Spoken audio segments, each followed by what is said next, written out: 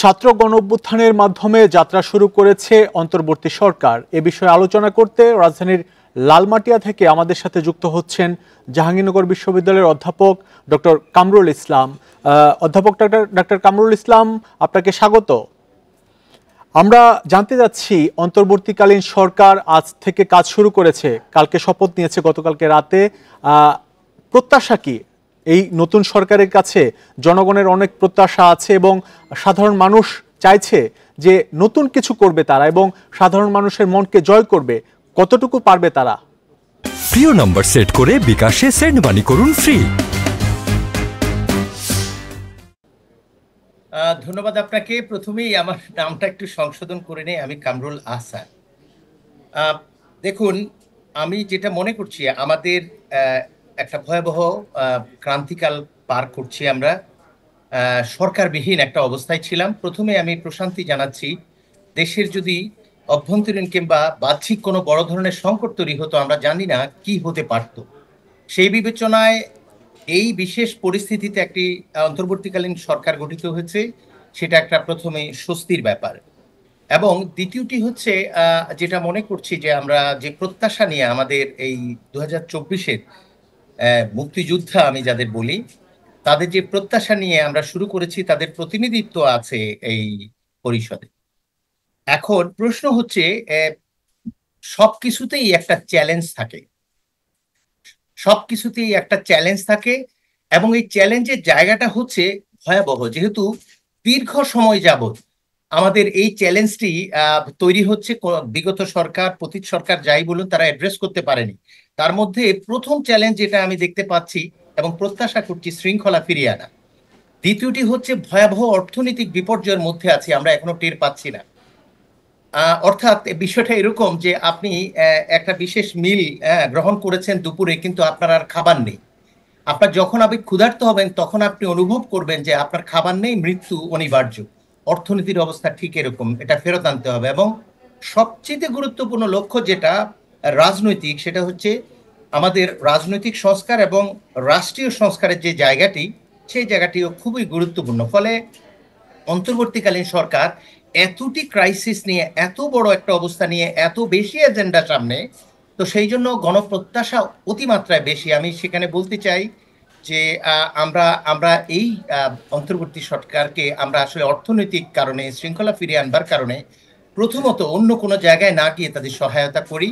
আমরা আগে বাঁচি, তারপর রাজনীতি করা যাবে, অর্থাৎ রাজনৈতিক সংস্কার, রাষ্ট্রীয় সংস্কার। কিন্তু যেটা গুরুত্বপূর্ণ সেটা হচ্ছে আমাদের এই নতুন প্রজন্ম যেই ডাকটি দিয়েছে বৈষম্যহীন সমাজ, সেখানে জনগণের সম্পৃক্ততার যেই মূল কারণ, তার মধ্যে অন্যতম প্রধান কয়টি হচ্ছে ভোটাধিকারের বিষয়, দ্রব্যমূল্য এবং দুর্নীতি।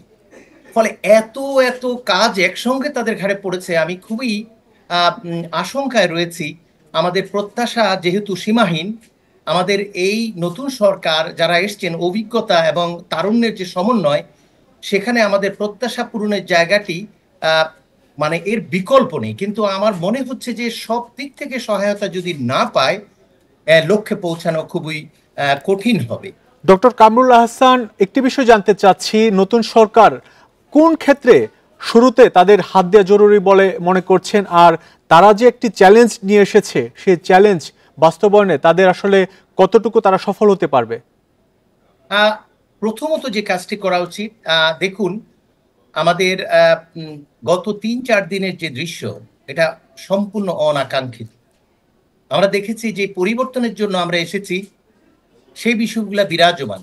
আমরা গত এই অন্তর্বর্তী সরকার গঠন হওয়ার এই মুহূর্ত পর্যন্ত, আগ পর্যন্ত যা ঘটেছে, তার একটি কারণ রয়েছে এবং আমরা সেখানে আমাদের সামহাও আমরা নিজেদেরকে সান্ত্বনা দিতে পারবো। কিন্তু ফ্রম নাও অন আমরা যদি দেখি একই অবস্থা বিরাজ করছে, তাহলে গণ অসন্তোষ যেটা, সেই অসন্তোষ সরকারের দায়িত্বে থাকার কারণে অন্তর্বর্তীকালীন এই দায়বদ্ধতা কিন্তু নতুন যারা আসছে তাদেরই। কিন্তু একই সঙ্গে আমি আরেকটা কথা বলতে চাই, আমাদের প্রত্যাশার একটা পরিসীমা সৃষ্টি করা প্রয়োজন। কারণ নবীন প্রবীণের একটা, তারুণ্যের এবং স্বপ্নের বাংলাদেশের একটা নতুন একটা বিষয় এসছে। এই বিষয়টি অত্যন্ত আমি যেটা বলবো যে আন্তরিকভাবে বিবেচনায় নিতে হবে এবং ভুল ত্রুটিগুলো যদি হয়, ইভেন হওয়ার সম্ভাবনা থাকে, সেখানে সহায়তা করতে হবে। অর্থাৎ আমরা অর্থনৈতিকভাবে যদি এখন দাঁড়াতে না পারি, তাহলে আমাদের অস্তিত্ব সংকটে পড়ে যাবে। ফলে এই সুযোগটি তাদের দিতে হবে। সেই জন্য আমি মনে করছি শৃঙ্খলা রক্ষা করা, অর্থাৎ আর একটি প্রাণও যেন না যায়, আর একটি কয়েনও যেন ক্ষতি না হয়। এবং সেই জন্য যেটা দরকার, সকলের আসলে দায়িত্বপূর্ণ আচরণ প্রয়োজন। আমরা লক্ষ্য করেছি নানা ধরনের ডাকাতি, এটা সেটা নানা কিছু ঘটছে এবং এটা সকলেই কাছে বোধগম্য যে কেউ না ডক্টর কেউ এটার কামরুল পেছনে হাসান, আরেকটি বিষয় কাজ জানতে করছে। যাচ্ছি, এরই মধ্যে এই নতুন সরকারকে বিশ্বের বিভিন্ন দেশ সমর্থন জানিয়েছে এবং এই নতুন সরকারের সাথে তারা কাজ করার আগ্রহ প্রকাশ করেছে। যদি ভারতের কথা বলি, ভারতের পাশাপাশি যুক্তরাষ্ট্র আছে, ইউরোপীয় ইউনিয়নও আছে। তো এই যে বহির্বিশ্বের যে সমর্থন, এই সমর্থনে এই যে নতুন সরকার যারা আজ থেকে তাদের যাত্রা শুরু করলো, তারা সামনে যে তাদের লক্ষ্য, সেই লক্ষ্য বাস্তবায়ন করতে কতটা সফল হবে? দেখুন, এখানে দুটো বিষয় আছে। সক্ষমতার দিক থেকে ডক্টর ইউনূস তিনি তিনি আমাদের ব্র্যান্ড অ্যাম্বাসেডর, এতে কোনো সন্দেহ নেই। এবং বৈশ্বিকভাবে তার যে ভাবমূর্তি এবং সক্ষমতা, সেটা আমাদের এই ভঙ্গুর অর্থনীতির জন্য এটা হচ্ছে একটা আশীর্বাদ। এটা আমি আপনাকে খুব স্ট্রেইট ফরওয়ার্ড বলতে চাই। কিন্তু একই সঙ্গে আমাদের ভূরাজনৈতিক কতগুলো বাস্তবতা রয়েছে, যেগুলো রাজনৈতিক দলগুলো দীর্ঘদিন যাবৎ সংগ্রাম করে আসছে। ফলে সেই জায়গায় যদি আমরা আমাদের গণপ্রত্যাশার সাথে সম্পর্ক রাখতে না পারি, আমি অনুমান করছি যে এই জাতিটি হচ্ছে সবসময় বিপ্লবী প্রতিবাদী।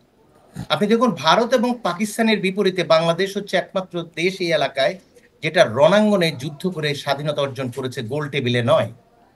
এবং ২৪-এর মুক্তিযোদ্ধারা প্রমাণ করে দিয়েছে যে ৭১-এর মহান মুক্তিযুদ্ধে যে লক্ষ্য নিয়ে আমরা এগিয়েছি এবং আমাদের অভিভাবকরা, রাজনৈতিক দলগুলো যেখানে ব্যর্থতার পরিচয় দিয়েছে, সেখানে তারা দায়িত্ব কাঁধে নিয়েছে। ফলে যে কেউ হোক না কেন, সেটা অন্তর্বর্তীকালীন কিংবা নির্বাচিত সরকার, সেটা আপনি কিংবা অন্য কেউ, আমাদের এই জাগ্রত তরুণ সমাজ চোখ রাখছে যে কে কতটা কিভাবে পারছে।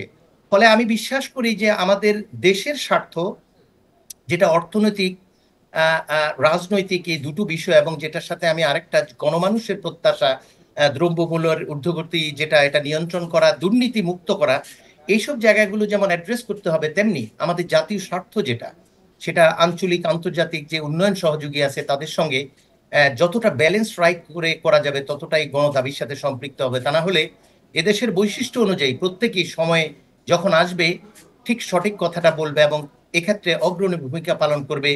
এই ২৪-এর মুক্তিযোদ্ধা সমাজ, এটা মাথায় রাখা উচিত। ডক্টর কামরুল হাসান, আমাদের সাথে যুক্ত হওয়ার জন্য আপনাকে ধন্যবাদ। আমরা কথা বলছিলাম জাহাঙ্গীরনগর বিশ্ববিদ্যালয়ের অধ্যাপক ডক্টর কামরুল হাসানের সাথে।